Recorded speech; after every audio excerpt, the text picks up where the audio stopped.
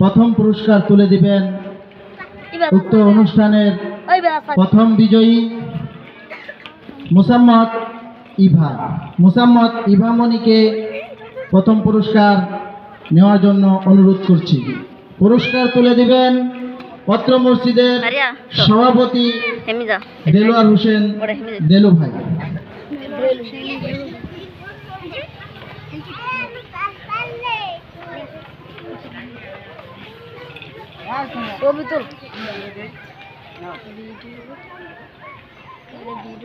ধন্যবাদ। আলহামদুলিল্লাহ। দ্বিতীয় পুরস্কার নেওয়ার জন্য অনুরোধ করছি অত্র মক্তবের ছাত্র হাসিবকে তার দ্বিতীয় পুরস্কার নেওয়ার জন্য অনুরোধ করছি। পুরস্কার দিবেন